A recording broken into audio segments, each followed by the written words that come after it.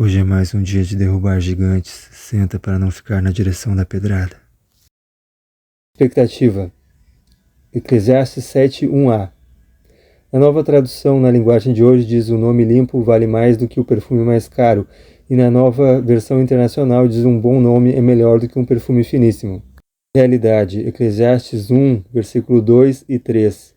Diz assim: vaidade de vaidades, diz o pregador, vaidade de vaidades. É tudo vaidade? Que vantagem tem um homem de todo o seu trabalho com que se afadiga debaixo do sol? Provérbios 25:27, também escrito por Salomão: comer mel demais não é bom, nem é honroso buscar a própria honra. Now the world don't move to the beat of just one drum. What might be right for you may not. Eclesiastes 1:8, versão Almeida, revista e corrigida. Todas essas coisas se cansam tanto que ninguém o pode declarar, os olhos não se fartam de ver, nem os ouvidos de ouvir. Eclesiastes 1:9. O que aconteceu antes vai acontecer outra vez, o que foi feito antes será feito novamente, não há nada de novo neste mundo. Eclesiastes 1:11, versão Almeida, revista e atualizada. Já não há lembrança das gerações passadas, nem das gerações futuras, haverá lembrança entre os que virão depois delas. Eclesiastes 1:14. Atentei para todas as obras que se fazem debaixo do sol, e eis que tudo era vaidade e correr atrás do vento. Eclesiastes 1:17. Apliquei o coração a conhecer a sabedoria e a saber o que é loucura e o que é estultícia, e vim a saber que também isto é correr atrás do vento. Em outra versão: e apliquei o meu coração a conhecer a sabedoria e a conhecer os desvarios e as loucuras, e vim a saber que também isto era aflição de espírito. Eclesiastes 2, versículo 13. Então vi que a sabedoria é mais proveitosa do que a estultícia, quanto a luz traz mais proveito do que as trevas. Eclesiastes 7:1. Um bom nome é melhor do que um perfume fino, e o dia da morte é melhor do que o dia do nascimento. Ter um bom nome é algo bom, não necessariamente como é no Brasil atualmente, onde além de a pessoa ter um nome limpo, ainda precisa alcançar pontos para realmente ser considerada digna. Logo, a pessoa já não é mais beneficiada por ter um nome limpo. E a verdade é que quem ganha o suficiente não precisa desse tipo de ilusão, de pontos, compra à vista. O dia da morte ou o final das coisas é melhor do que o dia do nascimento ou o começo das coisas. Temos mais dificuldade no começo. Às vezes o primeiro passo é o mais difícil. Depois a gente engrena. O problema é na nossa cabeça nós transformarmos o bom nome, o nome limpo, em boa fama e, em última instância, fama. E isso pode agora estar acontecendo com qualquer pessoa, o fato de estar fazendo algo correto com o intuito de agradar os outros para alcançar um status. Até eu fazendo esse vídeo. Uma coisa aparentemente boa pode ser uma coisa ruim. Uma boa atitude pode ter uma intenção ruim. Mesmo que até mesmo a intenção possa ser considerada boa. Ter metas, objetivos, e para isso fazer algo correto. Não por buscar uma mudança interior, para realmente ser e não apenas parecer. É disso que Salomão está falando quando diz que tudo é vaidade, que podemos estar fazendo as coisas corretamente, com o intuito de parecermos aos olhos dos outros merecedores de coisas, e não porque queremos realmente melhorar como pessoas, como indivíduos. E em que Salomão se inspirou para dizer tais coisas? Creio que em algum momento ele leu ou ouviu falar de Jó e de algumas coisas que Jó falou, e depois ouviu seu pai falando sobre isso. Jó, capítulo 7, versículo 6. Meus dias correm mais depressa que a lançadeira de tecelão e chegam ao fim sem nenhuma esperança. Diferente do que podemos pensar lendo o livro de Jó, Jó sabia que era pecador e não tinha por ele mesmo esperança de salvação. Mas algo em seu espírito lhe dizia que ele precisava. E Davi parece comentar esse texto quando diz em Salmos 39, versículo 5: deste aos meus dias o cumprimento de alguns palmos. À tua presença o prazo da minha vida é nada. Na verdade, todo homem, por mais firme que esteja, é pura vaidade. O que Salomão também se inspirou para dizer que não há justo algum, não há ninguém que realmente faça o bem. Porque ele entendia que o bem não está no fazer, e sim no ser. Jesus, quando foi chamado de bom, respondeu: "Por que me chamas bom, se só há um que é bom, que é Deus?" Aí se percebe a humildade dos homens. A verdadeira humildade de não aceitar o elogio, de reconhecer que é pecador, que não é isso que aparenta ser, mas que realmente em seu interior é pecador e por isso carece de salvação. Salomão, assim como Davi, falam de toda a humanidade, não apenas daqueles que parecem maus, daqueles que fizeram grandes maldades, mas de todos. Não caia na tentação de pensar que, então eu sou mau, porque eu tenho pensamentos maus. Mas lembre que o Espírito veio de Deus, o Espírito foi soprado por Deus. A nossa primeira natureza não é esta, é a que veio de Deus e um dia vai voltar para Ele. Mas a luta é pela nossa alma, pela nossa consciência, que ou volta com o Espírito para Deus ou morre eternamente em sofrimento. Também não caímos na tentação de confiar em nós mesmos e achar que somos bons e que merecemos algo de Deus. Como Jesus falou em Lucas 18, 9-14, a alguns que confiavam em sua própria justiça e desprezavam os outros, Jesus contou esta parábola. 2 homens subiram ao templo para orar, um era fariseu e o outro publicano, ou seja, um era religioso e o outro era cobrador de impostos. O fariseu em pé orava no íntimo: "Deus, eu te agradeço porque não sou como os outros homens ladrões, corruptos, adúlteros, nem mesmo como este publicano. Jejuo 2 vezes por semana e dou o dízimo de todo o meu ganho." Mas o publicano ficou à distância, ele nem ousava olhar para o céu, mas batendo no peito dizia: "Deus, tem misericórdia de mim, que sou pecador." Eu lhes digo que este homem, e não o outro, foi para casa justificado diante de Deus, pois quem se exalta será humilhado e quem se humilha será exaltado. Salmos 39, versículo 6. Na verdade, todo homem anda qual uma sombra, na verdade, em vão se inquieta, amontoa riquezas e não sabe quem as levará. Versículo 7. Mas agora, Senhor, que hei de esperar? Minha esperança está em Ti. Provérbios 21, versículo 4. Os maus são dominados pelo orgulho e pela vaidade, e isso é pecado. Mas o que é pecado? Alguém vai dizer que o apóstolo João disse em 1 João 3,4: qualquer que pratica o pecado também transgride a lei, porque o pecado é a transgressão da lei. Eu poderia dizer que ele ensinava o evangelho para os judeus convertidos a Cristo, mas não farei isso, porque no original não é isso que está escrito. Não passa de uma interpretação, uma opinião teológica. Então, o que está escrito no original? Como você pode ver aí, o que o apóstolo João realmente disse foi: todo o que pratica o pecado também a iniquidade pratica, e o pecado é a iniquidade. O que é iniquidade? Trazer uma visão teológica é uma opinião, e o que importa aqui é qual é o significado da palavra iniquidade. O prefixo in pode referir privação ou negação, mas privação ou negação de que, neste caso, de equidade. Segundo o dicionário Michaelis, a palavra equidade pode ser definida como uma justiça natural, disposição para reconhecer imparcialmente o direito de cada um. Resumindo, equidade é justiça. Logo, iniquidade é injustiça. Isso se refere à forma que tratamos os demais. Equidade, em resumo, significa reconhecer que todos precisam de atenção, mas não necessariamente dos mesmos atendimentos. Iniquidade, ao contrário. O Senhor Jesus dizia a todos: se alguém quer vir após mim, a si mesmo se negue dia a dia e tome a sua cruz e siga-me. Vai muito além da lei e precisamos ser guiados pelo Espírito Santo.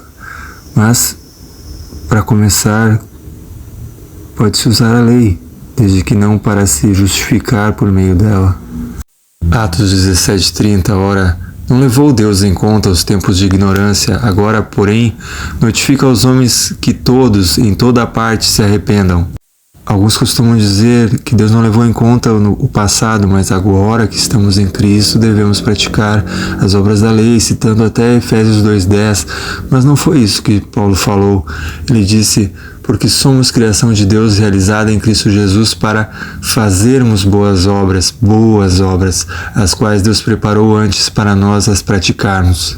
Eu estou dizendo simplesmente para negar-se à lei, pois ela deve ser entendida por meio do Espírito Santo e não apenas praticada sem entendimento. Deus nos chamou para praticarmos boas obras e não apenas obras da lei. Romanos 6, 13 e 14. Nem tampouco apresenteis os vossos membros ao pecado por instrumentos de iniquidade, mas apresentai-vos a Deus como vivos dentre os mortos e os vossos membros a Deus como instrumentos de justiça, porque o pecado não terá domínio sobre vós, pois não estáis debaixo da lei, mas debaixo da graça. Romanos 14, versículo 23. Mas aquele que tem dúvida é condenado se comer, porque não come com fé, e tudo que não provém da fé é pecado. Paulo nos leva muito além da prática de um regulamento, mas ele coloca que tudo que tivermos dúvida não devemos fazer. Devemos fazer o que temos certeza que devemos fazer, desde que estejamos realmente buscando negar a nós mesmos. Exemplo, Mateus capítulo 15, versículo 17 a 20. Ainda não compreendeis que o que entra pela boca desce para o ventre e é lançado fora, mas o que sai da boca procede do coração, e isso contamina o homem, porque do coração procedem os maus pensamentos, mortes, adultérios, prostituição, furtos, falsos testemunhos e blasfêmias. São essas as coisas que contaminam o homem, mas não o comer sem lavar as mãos, isso não contamina o homem. Colossenses capítulo 2, versículo 16 e 17.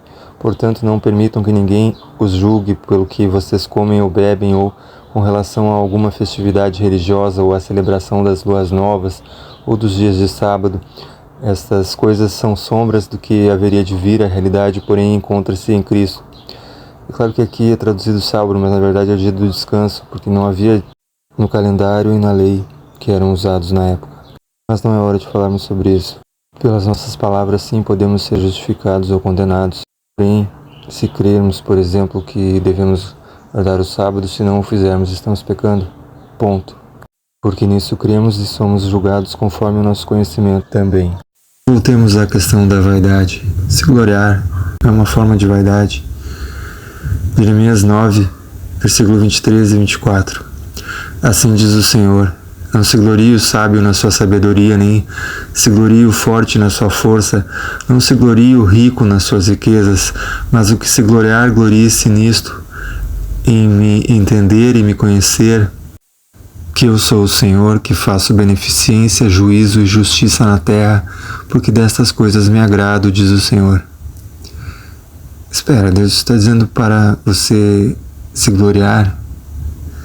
Não necessariamente. O que ele está dizendo é que as pessoas estavam se gloriando de tantas coisas, em vez de prestar atenção nele e deixarem que a presença dele transformasse elas. Por isso ele aconselhava-os a conhecerem-no e entenderem-no, em vez de ficarem gloriando-se em si mesmos, na própria sabedoria, na própria força, na própria riqueza ou em qualquer outra coisa que não fosse no Senhor. O apóstolo Paulo tinha uma batalha muito grande e constante com o orgulho, mas ele também diz em Romanos 12, 16, o mesmo uns para com os outros, tendo em mente não as coisas elevadas, tendo em mente, mas para as humildes, sendo conduzidos. Não sejais sábios aos seus próprios olhos. Que foi traduzido na nova tradução na linguagem de hoje: tenham por todos o mesmo cuidado, não sejam orgulhosos, mas aceitem serviços humildes, que nenhum de vocês fique pensando que é sábio. E ele também disse em Gálatas 6, versículo 3 a 5, se alguém se considera alguma coisa, não sendo nada, engana-se a si mesmo. Cada um examine seus próprios atos e então poderá orgulhar-se de si mesmo, sem se comparar com ninguém, pois cada um deverá levar a própria carga. Para você ver como ele tinha dificuldade em negar o orgulho.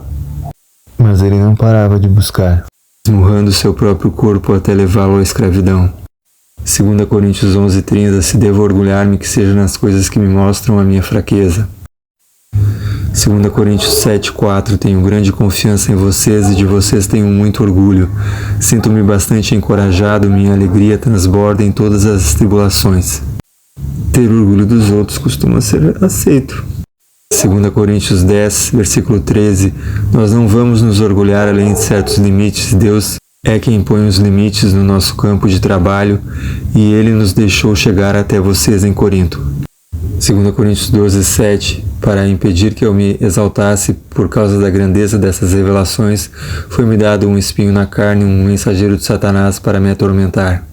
Na NVI, na João Ferreira de Almeida, recebida, e para que não me exaltasse demais, pela excelência das revelações, foi-me dado um espinho na carne, a saber, um mensageiro de Satanás, para me esbofetear, a fim de que eu não me exalte demais.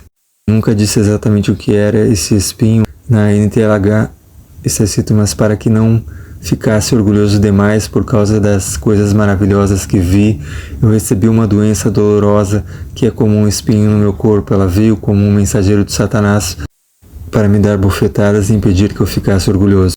Será que no original está escrito doença? Mas, e pela grandeza das revelações, por isso foi dado a mim um espinho na carne, mensageiro de Satanás, para que me golpeasse, para que não me exaltasse demais.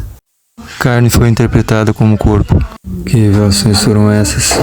Bom, segundo ele, foi levado ao terceiro céu, onde ouviu palavras inefáveis.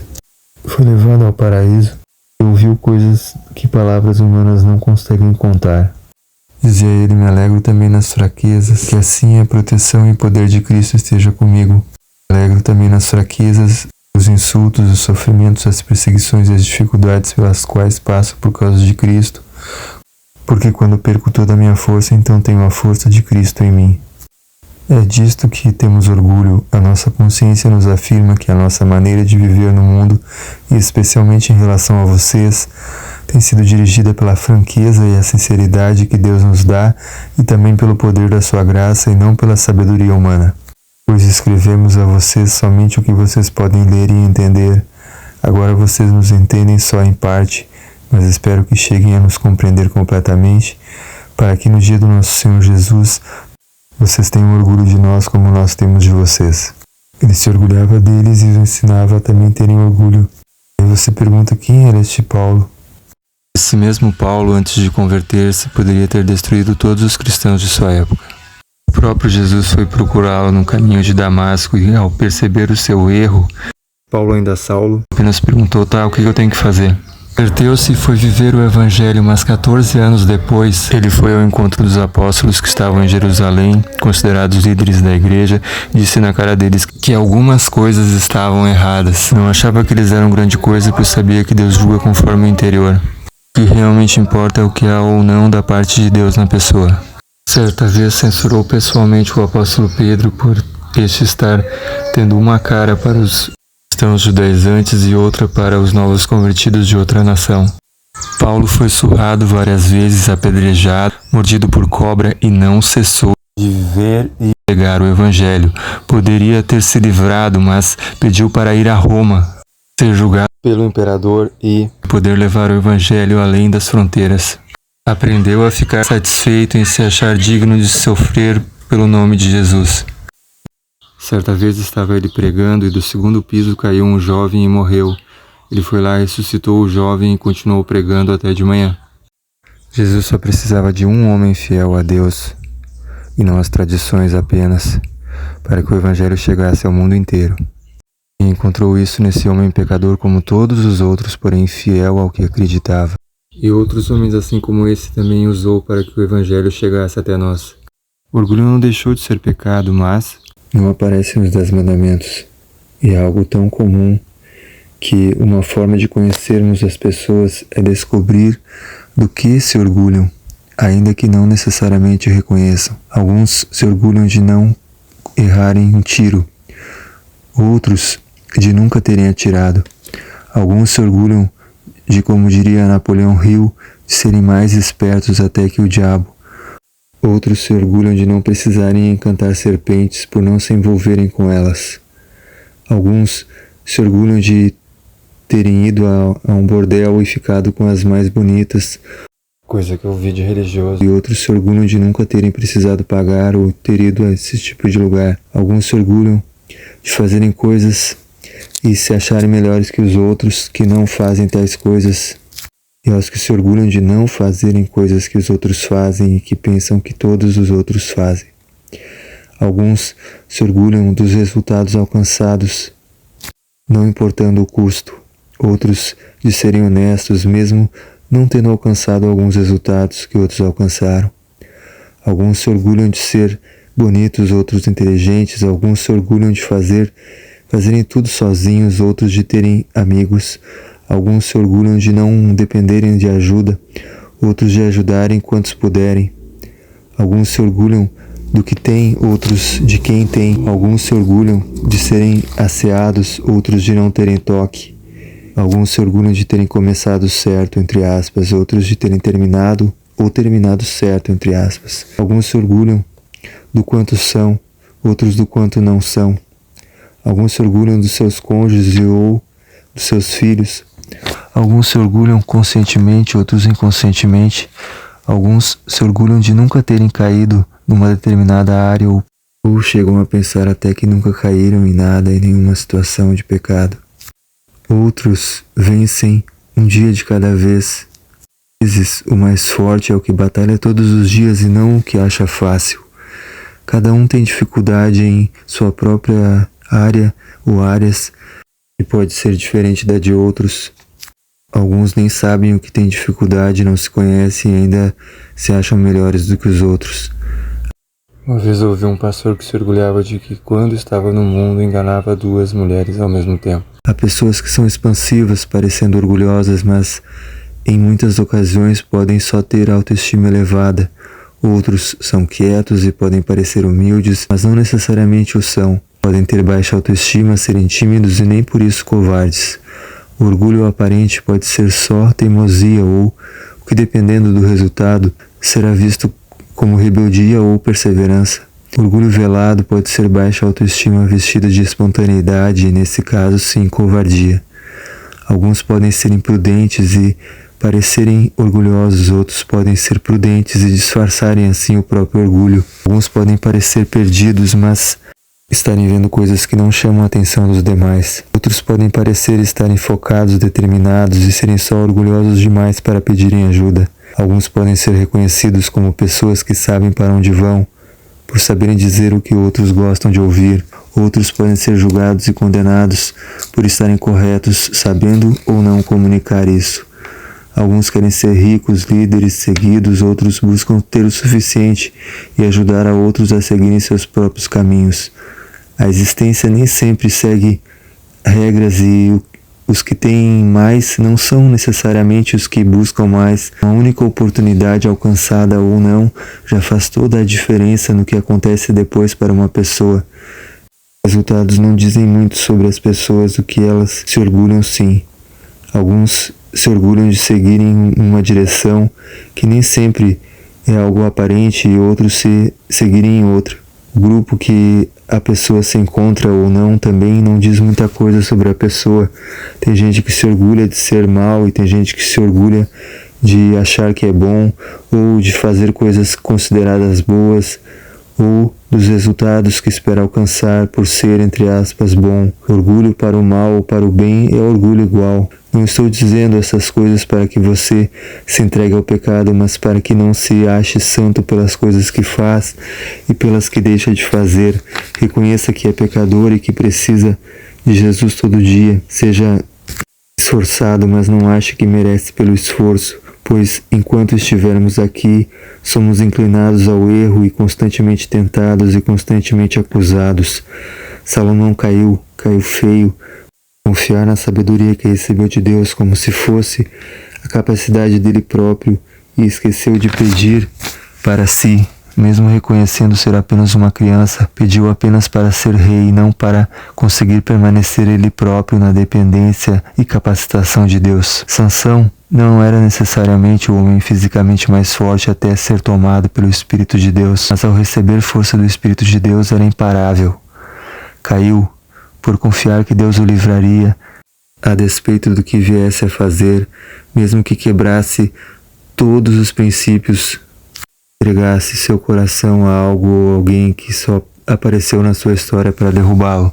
Recebeu força de novo ao pedir a Deus se humilhando, mesmo achando que não conseguiria continuar vivendo e sobrevivendo às consequências de sua queda, mesmo buscando vingança e não justiça, ainda assim foi ouvido. Mas não é o que devemos buscar. Há muitas coisas difíceis que podemos estar ou não sujeitos durante essa existência, mas não são desculpas para escolhermos nos vingar, morrermos como escravos cegos em vez de buscarmos redenção, cura e permanência no Senhor pelo tempo que durar a nossa prova terrena, para podermos retornar definitivamente a uma posição eterna de honra em vez da posição de punição na presença do Senhor, a qual está destinada aos que decidirem viverem sem Cristo, mesmo tendo obras de justiça ou atividades religiosas constantes.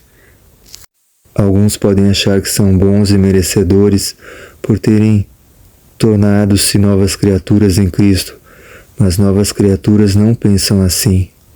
Outros podem achar que são bons e merecedores por terem recebido o batismo no Espírito Santo e, consequentemente, terem o fruto, que na matemática de Deus são 9, e os dons do Espírito, ou um específico e ser usado por Deus.